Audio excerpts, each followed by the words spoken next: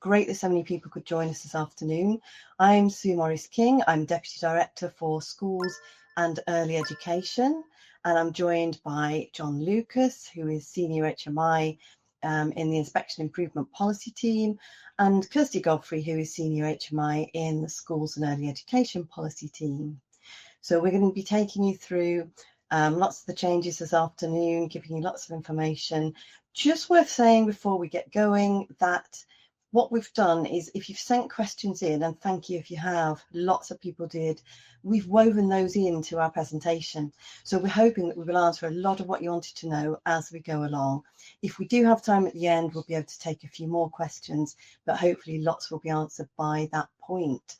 So let's get going. The outline of the session, we are going to take you through what we've done so far, what we've achieved so far with this new framework, and our new approach, what the changes mean for you, and go into some of what it will look like once we get to November. And we're absolutely determined to raise standards and improve lives with disadvantaged children and learners at the heart of what we do. We know that our work is valued by children, by parents, carers and decision makers, but we also know that we need to reset our relationship with the sectors that we inspect and regulate.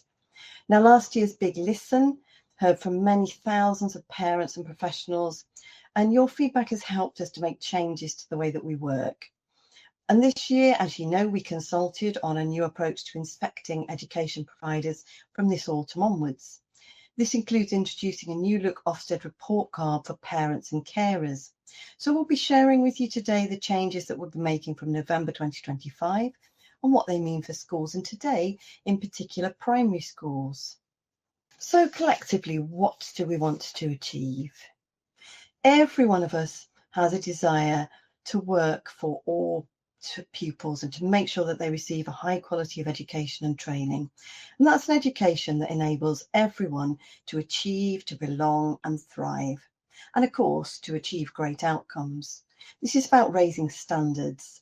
Children get one childhood, and we will continue, of course, to put them first. And we want great outcomes for all of our children.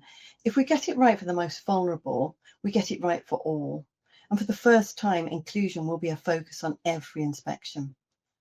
Parents have told us that they want better and more detailed information about where their child's school is, with strengths and areas for improvement highlighted. And we want to celebrate a school's strengths. We want to validate what leaders are telling us about their school. We want to work with leaders to highlight what needs developing further. And we remain committed to improving how it feels to be inspected. And we'll talk to you a bit more about that later, while continuing to encourage and support providers to raise standards. Now, really importantly, we do not expect any school to be doing more than it needs to just for Ofsted. The inspection toolkit is based on statutory duties and guidance. It's based on non-statutory guidance. It's based on professional standards, research and inspection evidence. And we're committed to working with leaders to determine the areas of inspection focus and agree the most appropriate activities tailored to the specific school. So let's have a look at our journey so far as we've developed this renewed inspection framework. Following last year's Big Listen, we set out our ambition to reset relationships with the professionals that we inspect and regulate, while maintaining the confidence of children, parents and carers. And this included renewing the education inspection framework and introducing new report cards. In February 2025, our 12-week consultation set out a series of proposals for change, covering early years, state-funded schools, non-association independent schools, further education and skills, and ITE providers. And we had over 6,500 responses, alongside insights from focus groups. We had expert discussions. We carried out test visits. You might have participated in one of those. And if you did, many thanks for that. And independent research. Now, today's changes, the ones we're going to talk to you about, are grounded in that rich evidence. And alongside our consultation response, which is available on gov.uk, we've published updated inspection toolkits and operating guides that reflect a more empathetic, child-focused approach, especially for those who are disadvantaged or vulnerable. while making sure that we don't lose sight of our core purpose and our collective drive to raise standards. Now, the reforms will come into effect in November 2025 for early years, for state-funded schools and for further education colleges. And then for ITE and the independent schools, they'll come into place in January. So let's run through a summary of the changes. Now, our proposals weren't set in stone, and we've listened really carefully to all of the feedback from the consultation, and we've tested and we've further refined our methodology. And we believe our new approach represents the right balance between the interests of parents and children and the wishes of education professionals.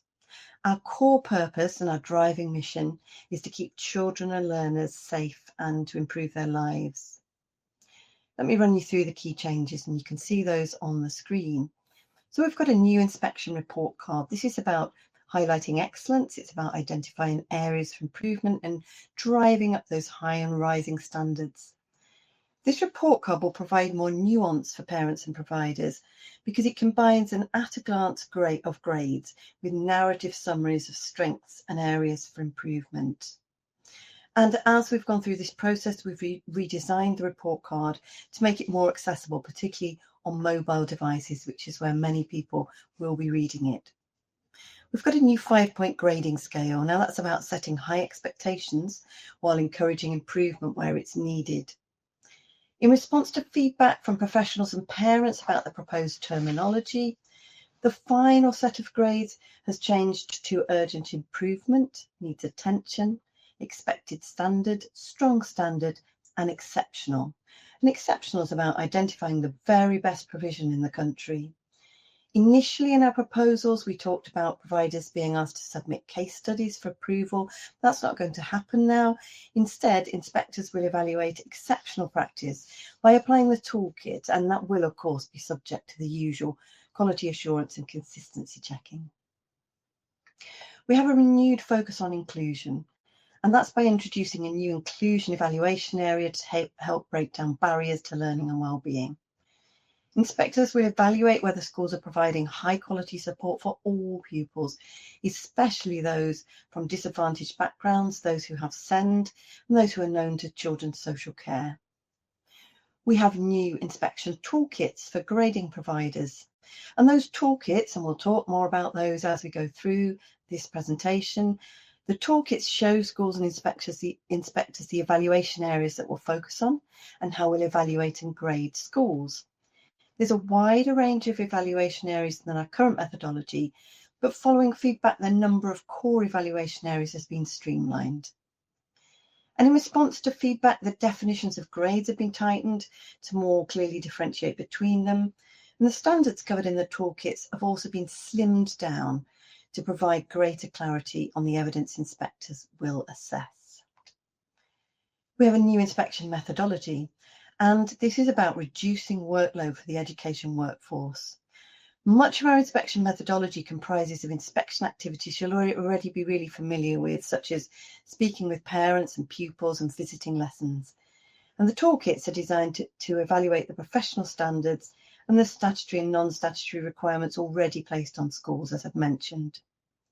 We have new operating guides. These set out a lot of the practical elements of inspection, such as the times at which inspectors can arrive on site and the suggested times they should be departing. And that's about capping the length of those inspection days. And we'll evaluate schools' work to support and promote leaders and staff's well-being. This will be considered as part of the leadership and governance evaluation area. And inspection findings will be grounded in a clear understanding of each school's unique circumstances. And the new operating guides gives details of that and set out how leaders and inspectors will reflect on a school's context and priorities. We have a new online insights platform called Ofsted Explore an Area. And this gives parents some key information about the education and care services in their local area. We'll put in place a new system for monitoring schools where improvement is needed to offer reassurance to parents and carers. These inspections will allow providers to improve needs attention grades and have those improvements recognised more quickly. Now, to drive consistent and fair inspections, School inspections will be led by full-time His Majesty's inspectors. These experienced inspectors will oversee the inspection. They'll be able to build that professional relationship with the leaders, including any nominee, to deliver a more collaborative experience. In addition, Ofsted will introduce a programme of work to assess and evaluate consistency in school inspections, and more on that later on. And finally, increased resource and training for inspection teams will drive quality and consistency. An additional school inspector will add capacity to the team, allowing the lead inspector to spend more time with leaders, including the nominee, if there is one, as well as overseeing and quality assuring the inspection. I'm now going to hand over to John to take us on through the presentation. Thanks, Sue, and good afternoon, everybody. Let's look in more detail at our new approach. And we'll begin with an overview. Looking at the top row from left to right, we'll put children first, breaking barriers down by raising standards up, especially for the most disadvantaged and vulnerable. We'll improve the way we report the content of inspection findings to parents and carers. And we'll improve the look and feel of inspection for education providers and professionals with a more collaborative approach. And we'll maintain our focus on having care and concern for the well-being and workload of those we inspect. And moving to the bottom row, we'll take context into greater account on inspection. And we'll make inspections consistent in approach and continue to improve our process for allowing leaders to raise any issues about their inspection. And we'll provide constructive advice on how to improve based upon conversations with leaders. And finally, different by design, we've further tailored our inspection approach to each remit and provision type within them. For example, we've worked to align regulation and inspection standards in the early years. And now to inclusion. As I said, we'll put children first, breaking down barriers by raising standards, especially for the disadvantaged and vulnerable. This is why we're introducing a separate inclusion evaluation area, and inclusion will also be a key theme across other evaluation areas. Our inspections will look at how schools are addressing barriers to learning for all pupils. We will always start with those the government asks schools to focus on, whether through statutory obligations or non-statutory guidance. This is why we're particularly emphasising those from socio-economically disadvantaged backgrounds, those with SEND, and those known or previously known to children's social care. We will also evaluate how well schools ensure this high-quality support for all pupils who may face other barriers to their learning and/or well-being. And as part of understanding the barriers most relevant to a school, inspectors will make use of demographic data to understand the school's cohort. Crucially, they will speak with leaders to understand the context in which the school is working and the particular barriers their pupils face. And as inspectors form their evaluation of the inclusion evaluation area, they will consider the systems and processes that leaders put in place to identify the needs of pupils in their school and to address and review the support that they receive. In addition to that, each area of the toolkit will have a focus on those pupils who face the greatest barriers to ensure that things are working well for all pupils, be that curriculum and teaching, the school's practice around attendance and behaviour, or personal development and well-being. And when we talk about a strengthened focus on inclusion, we're talking about how inspectors will gather evidence in a rounded and meaningful way. This is not about one-off checks. It's about understanding how leaders support every pupil, especially those who face barriers to learning and/or well-being. And if I could draw your attention to the third bullet here, case sampling. This is a form of initial evidence gathering, which helps us to understand the outcomes and experiences of pupils who face barriers. It involves selecting a small sample of pupils and tracking them across inspection activities to gain a deeper understanding of their experiences and outcomes. This is then connected to wider evidence about the experience and outcomes for all pupils. Case sampling is not the same as a case study. We do not ask or require any staff to prepare case studies for an inspection. And finally, inspectors will go on learning walks with leaders. These are opportunities to evaluate inclusion in action across the classrooms and subjects, connecting what leaders tell us with what pupils are experiencing on a day-to-day basis. Combining these approaches, inspectors will build a picture that is fair, is evidence-based, and rooted in the reality of each school's context. In response to what we heard in the consultation, we've reduced the number of evaluation areas from those we initially proposed. The evaluation areas are now those you see on the screen. You'll see that attendance and behaviour now form one evaluation area, and that curriculum and teaching form one evaluation area.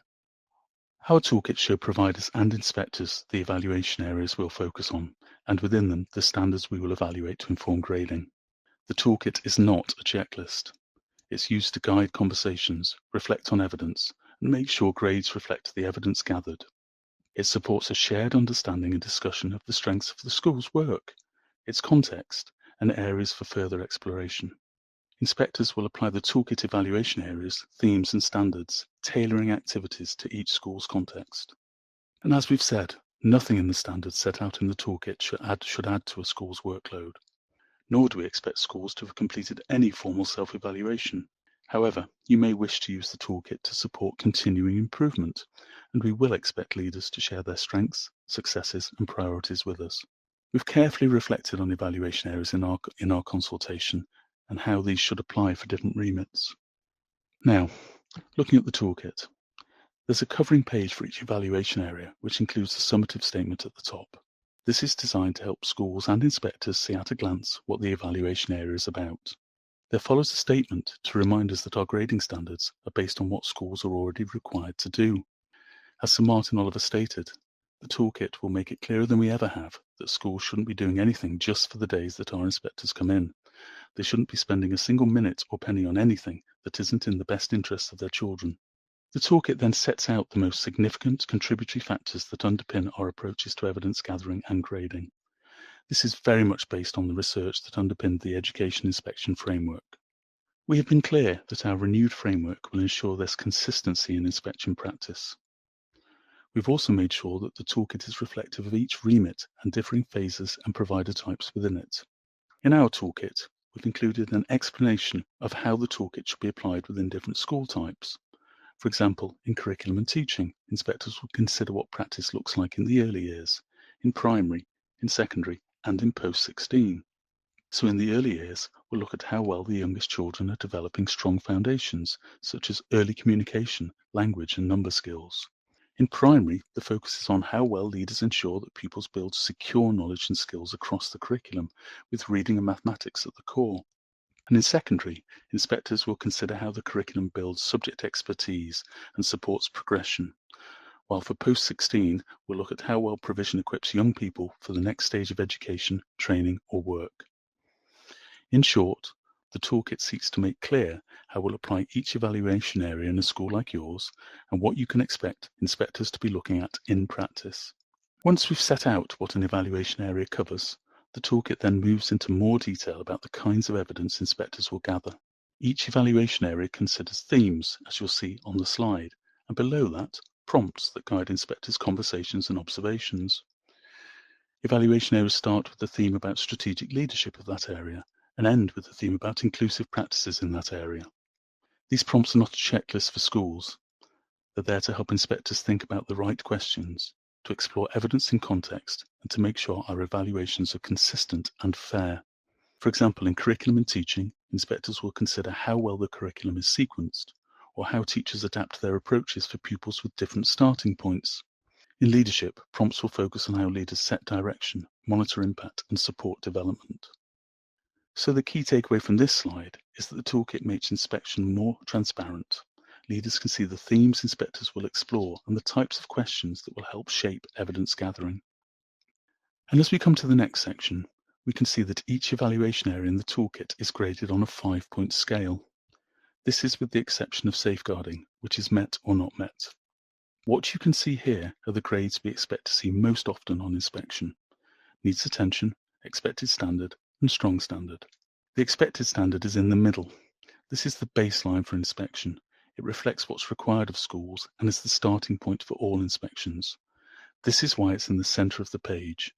We start each inspection with the premise that a school is meeting the expected standard. Importantly, one clear distinction is that we will be looking for a secure fit, not a best fit. That is, to meet the expected standard, a school will need to meet all the standards in that column. To meet the strong standard, a school will need to meet all the standards in the expected standard and strong standard columns. You'll see words such as typically and generally in the expected standard. This is to recognise that the expected standard is not about perfection. For example, a school may have a subject area that's being developed well, but does not yet quite meet the same standards as others consistently. So if that was the case, the school may still be graded as having a secure fit with the expected standard in the relevant evaluation areas. The needs attention column contains indicators, not standards. An evaluation area is likely to be needs attention when there is not a secure fit for the expected standard. The indicators in this column are designed to exemplify why a school might not be meeting the expected standard. These indicators are deliberately worded positively to acknowledge what leaders are doing, but pointing out where something needs attention as it is not a secure fit with the expected standard. We've said all along that we expect more schools to have varied grade profiles, including potentially areas that need attention. Sir Martin Oliver has often referenced the need for nuanced grading, stating that grades for specific evaluation areas will allow for a more detailed and representative assessment. Individual grading of the evaluation areas will enable parents and carers to see in more detail what's special about your school, what it does well and what you're working on. As Lee Austin, our National Director, has stated, needs attention is not a fail. It's a bit like if you take your car to an MOT and it passes but gets an advisory notice. If you don't pay attention to this, it could be a problem in the future. On the previous slide, we looked at the grades that inspectors will use most often. Here, we're focusing on the two ends of the scale we expect to use much less frequently, urgent improvement and exceptional. Urgent improvement applies when the expected standards have clearly not been met and where there are serious concerns about the impacts of the school's work in the relevant evaluation area. The indicators explain what this might look like in practice. These are occasions when significant improvement is needed. At the other end of the scale is exceptional. This grade is for schools where the evidence shows that standards are not only strong but truly transformational. This means everything in the strong standard is already being met securely and consistently, and leaders are making a sustained difference for pupils. Both urgent improvement and exceptional are important parts of the 5-part scale, but they'll be much less common in practice. The majority of evaluations will fall into the middle 3 grades that we looked at earlier. Kirsty. Thank you, John. Let's remind ourselves of some of the key aspects underpinning our renewed approach. We'll further take each provider's context into account. We will adopt a more collaborative approach. We've extensively tested our inspection methodology, revising our approach to make inspection feel a more collaborative process. We will be consistent in our approach to inspections and continue to improve our process for providers to feed back about their inspection experience. And we'll provide constructive advice to improve based on inspection evidence and conversations with leaders. We'll do all of this through a values-driven approach to inspections, that which is professional, empathetic, respectful, and courteous. And the Ofsted Academy will run the largest package of training Ofsted has ever offered for an inspection launch to inspectors, alongside webinars like these, as well as events for educational professionals. Over the next few slides, I'll provide a broad overview of the inspection process. Before inspectors arrive, there are several steps that help to get the inspection off to a smooth start. Some of this will feel familiar, but there are some important changes too. In preparing for the inspection, inspectors will review information such as published data, your website and local authority information.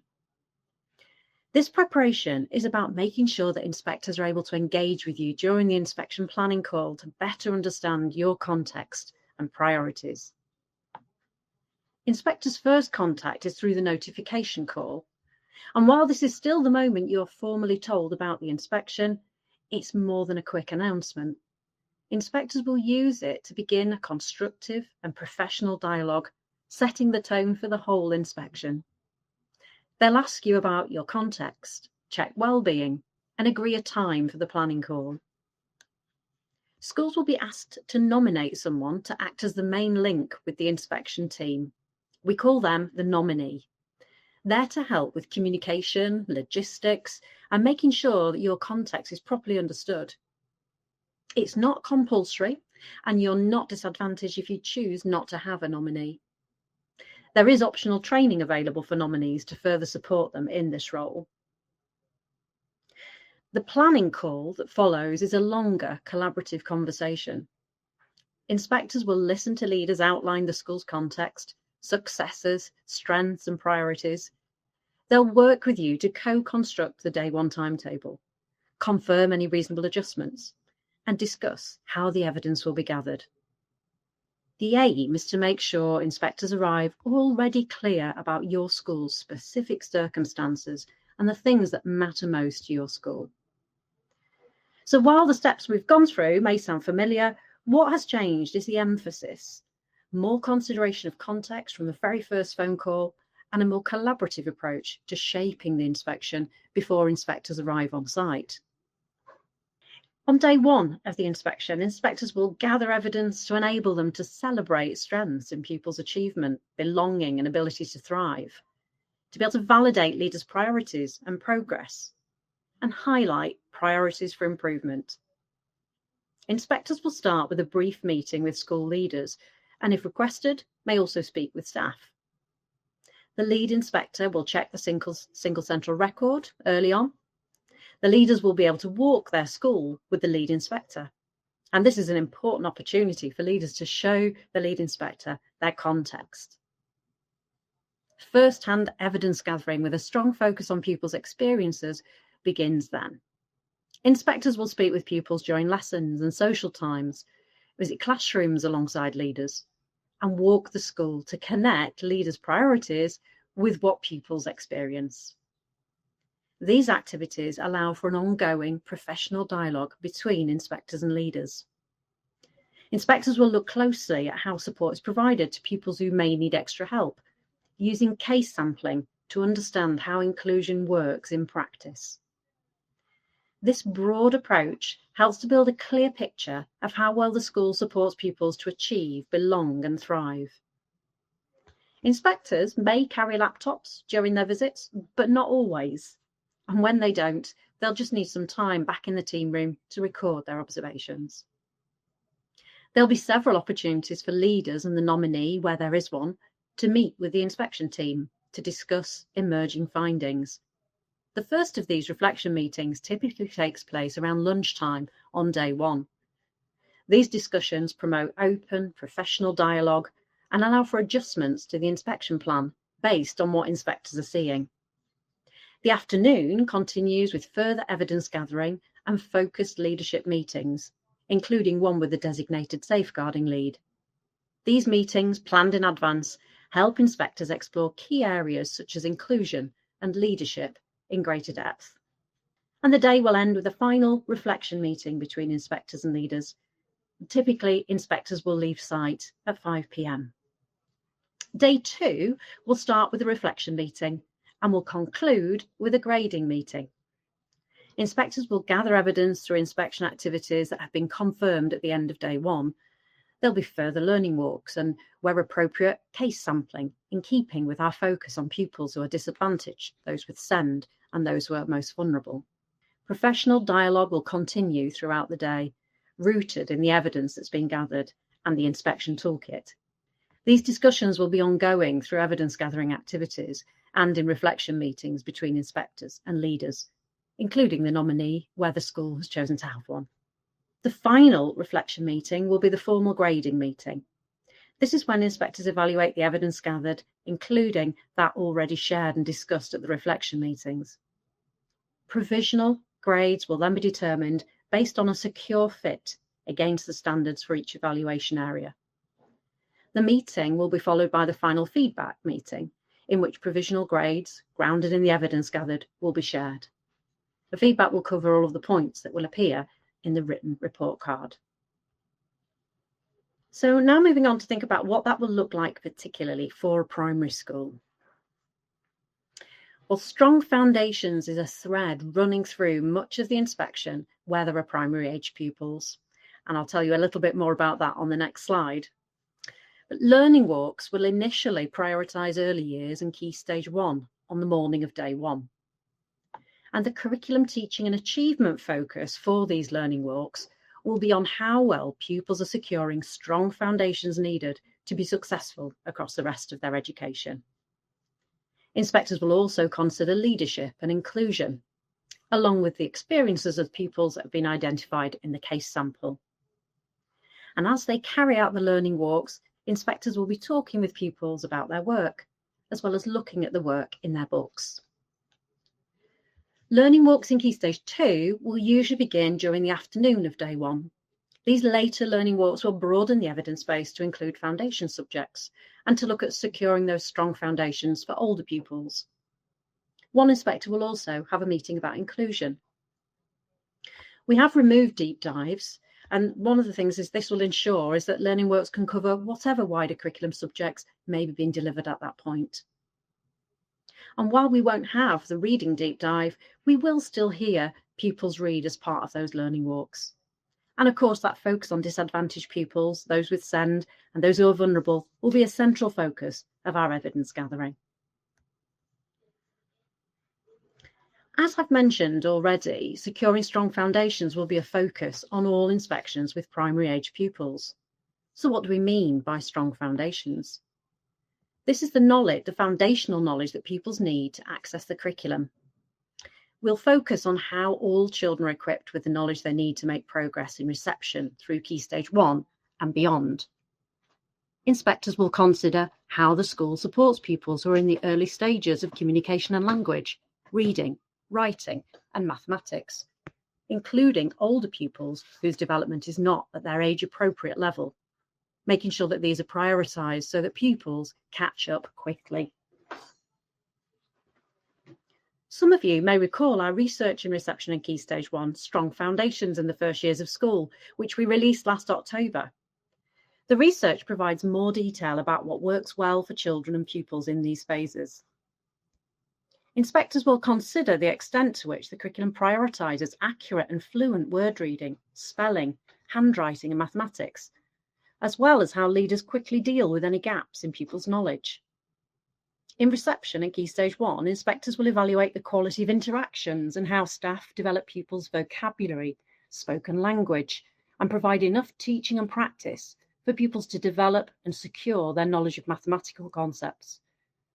They will also consider this for pupils at the early stages of learning English as an additional language. Our focus on securing strong foundations is important because it has a significant impact on a child's later success and life chances, especially for the most disadvantaged and vulnerable.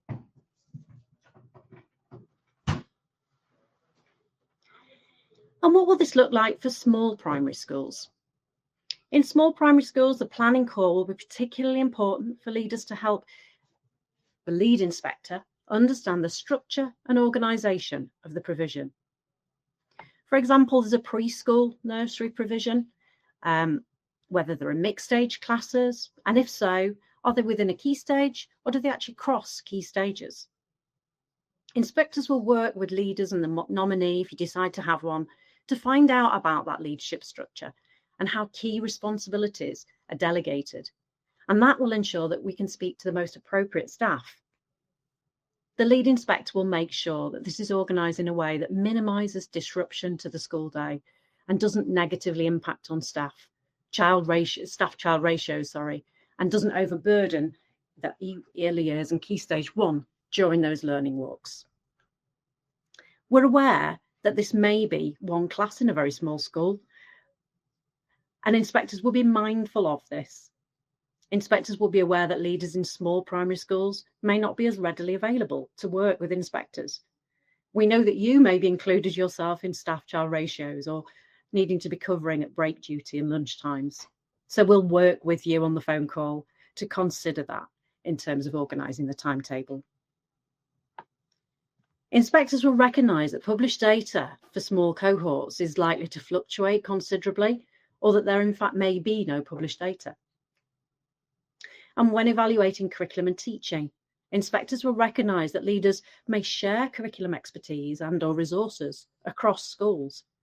They may adopt, adapt or construct their curriculum, and they may organise their curriculum differently to meet the needs of pupils with different ages in one class. And we know that some small schools have formed federations. Our inspectors have received specific training on federations, and we know that different schools will have set up their leadership structure to suit the context of the school. So we'll take time to understand how this works in the school that we're inspecting. So in summary, our new approach builds on what we know are highly effective evidence gathering activities. However, inspections will look and feel different as we build a more detailed understanding of an individual school's context from the outset. We'll be celebrating what school leaders are proud of, validating their reflections, and highlighting with leaders what their priorities for improvement are. Inspectors will prioritise being out and about at the start of the school day as soon as possible on day one. And while we're no longer carrying out deep dives, we will be carrying out learning walks, each with a focus that's based on what's been discussed in the planning call and rooted in the school's context and leaders' priorities. Inspectors will carry out case sampling to get a detailed understanding of the school's provision for pupils who are disadvantaged, those with SEND, and others that might be vulnerable. And professional discussions, including those in reflection meetings, will be a key part of our new approach. Now turning to our report cards, we're bringing together the most popular preferences of parents and professionals by combining separate grades, rating scales, and short summaries into new report cards. The narrative gives a detailed picture of performance, while the 5-point scale offers the clarity and simplicity that parents asked for. We'll publish data alongside the inspection report card to illustrate the provider and learner context and performance and attendance data over time, which will be used to inform evaluation grades. The data will differ for each remit, but it will be displayed in a consistent design. So at the end of the inspection, the lead inspector will write a report card which will reflect the evidence gathered, be clear, concise and focused on what matters most, as informed by the school's context, leaders' evaluation of their school and the toolkit. It will explain the grade given for each evaluation area, make clear what the school should improve, and be consistent with the verbal feedback given to the school at the end of the inspection. The key message here is that the report card will really capture the most notable features of the school and do so that is truly reflective of the school and its context. Our post-inspection arrangements regarding report publication are the same as they were under the original EIF. But a few words about our approach to monitoring. We may monitor a school if we've graded any evaluation area as needs attention, or it received a grade of requires improvement for its overall effectiveness or any key judgment at its last inspection before November 2025, or if we placed it in a category of concern. The nature and extent of this monitoring will be tailored to the context of the school and the previous inspection findings. Monitoring will focus on supporting schools to reach the expected standard in any evaluation areas that we identified as needs attention or urgent improvement. Sue. Thank you, Kirsty. So I'm going to talk you through the timeline for change and what the next steps are. We said earlier, and I think you know this already, our response to the consultation has been published. You'll find that on gov.uk. I also mentioned all education inspectors, really importantly, will complete comprehensive training to support the transition to the renewed framework before being deployed on a live inspection. And that's going on right now and will continue during this term. For openness and transparency, full inspector training material will continue to be published online, so you'll be able to see that in due course via the Ofsted Academy once inspectors have completed their face-to-face training. Now, in addition to that training package, Ofsted will undertake pilot visits to volunteer settings, giving inspectors vital experience of full end-to-end inspections before November. And again, if you're taking part in that, if your school's taking part, thank you for that. They're very, very valuable to us. These pilot visits will be quality assured by Ofsted's National Director for Education and Principal Inspector. And then we'll resume routine inspections under the renewed framework in November as planned, and you can see that on the slide. Now, during this period right now, before November, we'll maintain urgent inspection and regulatory activity in schools and in early years and further education. And we'll also continue that series of pilot inspections, giving inspectors that opportunity to get that deeper understanding of the approach in practice. Now, quick word on independent schools, in case this is relevant to you. Standard inspections of independent schools are continuing through this first half of the autumn term to ensure that all schools receive a standard inspection within the current cycle, and that began in January 2023, so we are completing that cycle still. Additional inspections of independent schools will also continue as commissioned by the DfE, and then standard inspections for non-association independent schools under the renewed framework will then begin in January 2026. So when we begin inspections in November, we will do this through what we're calling our steady and assured start. So let me talk you through what that means. So in order to reassure education providers about the November rollout of inspections under the renewed inspection framework, we've set out several measures to support a steady and assured start and to have few inspections to begin with. There will be fewer inspections to begin with, and they'll be led only by our most senior and experienced His Majesty's inspectors, assisted by Ofsted's permanent in-house teams, so our policy teams, people like myself and Kirsty and John. Part-time external Ofsted inspectors will be phased in following training. Now, in the autumn term, a random sample of providers will be invited to take part in exit interviews with HMCI or with the National Director and with other senior Ofsted officials to hear about their inspection experience and to reflect on the implementation of the reforms together. And HMCI will also invite sector representatives to roundtable meetings to share their thoughts on the renewed framework as part of our commitment to transparency and to listening to feedback. Now, we do sometimes receive requests for schools, from schools for the deferral of an inspection, and during our steady and assured start, all such requests for an inspection deferral will be reviewed by Ofsted's Deputy Chief Inspector to make sure that each case is treated with utmost sensitivity and consideration. Our telephone helpline for leaders to raise queries and concerns will be open before, during and after an inspection, and as you can see on the slide, there won't be any inspections in the week before Christmas to allow for further training for inspectors. And as we come to the end of our input, just a little bit on measuring impact. We will assess how our reforms are working by delivering a programme of evaluation to understand the implementation and the impact of our reforms. The evaluation plan will include various elements, including an externally commissioned evaluation of the renewed inspection framework. We'll have an independent supplier for this, and they'll deliver a baseline study in summer-autumn 2025, then some preliminary in-depth qualitative research in the spring-term 2026, and a rolling evaluation survey carried out post-inspection, and that will be continued each year. We will have a programme of work to measure our consistency, and this includes testing consistency through HMI shadow inspections, a desk-based study using vignettes, and through data that informs our weekly consistency meetings. Further planned evaluation of the changes, such as engagement with parents and carers, providers and inspectors about the implementation of the framework, will also take place.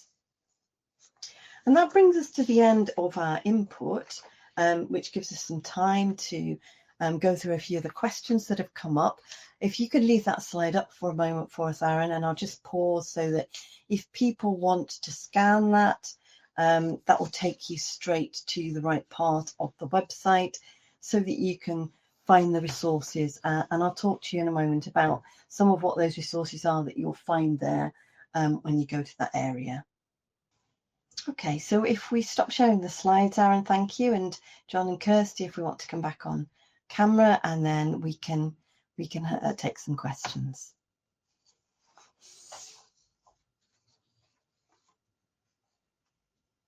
Lovely, and you can take that down, Aaron, now. A few words about some of the practical information, because actually this will answer quite a few of the questions that people were asking as we went through.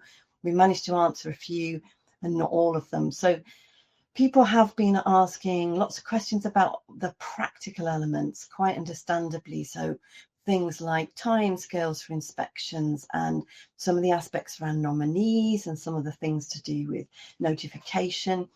On our website, you will find various documents. You will find the toolkits, and John talked us through the toolkits earlier, so you'll find the full toolkit, and you will also find something called an inspection information document, and that has been written specifically for providers, and that will take you through all those kind of practical elements that I know that you will want more information on, more than we could fit into this webinar, and things that will be specifically about your school as well.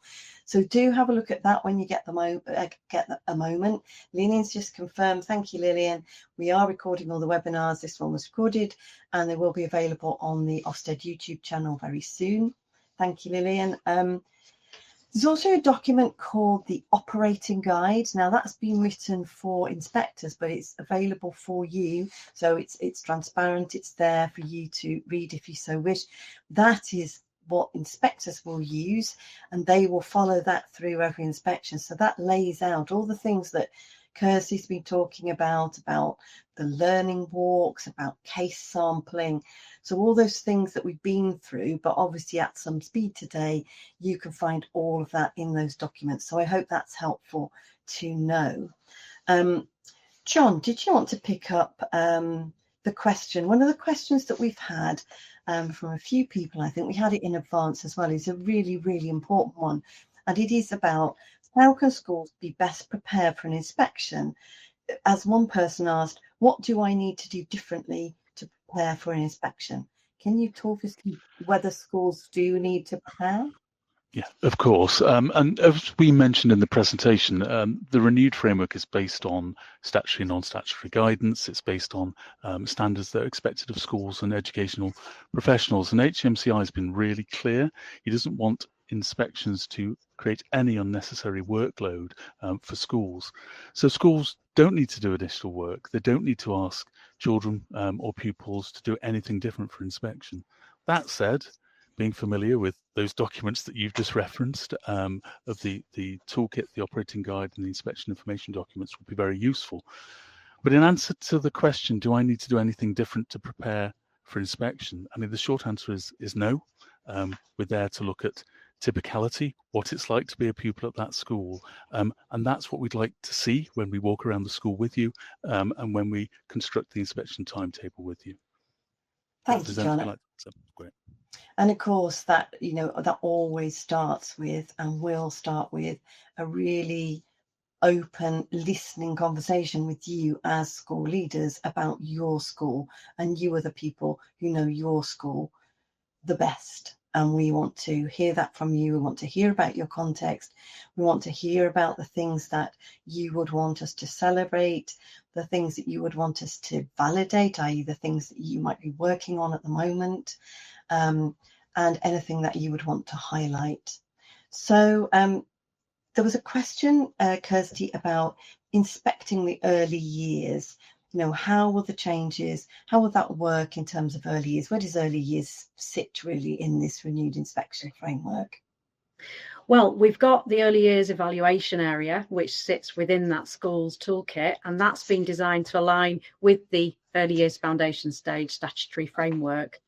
And also to make sure we've got that consistency for parents that are wanting to make decisions about their child's early education. We've also made sure that the evaluation areas that are in our early years toolkit for registered provision is as similar as possible to what we also look at in the school's toolkit.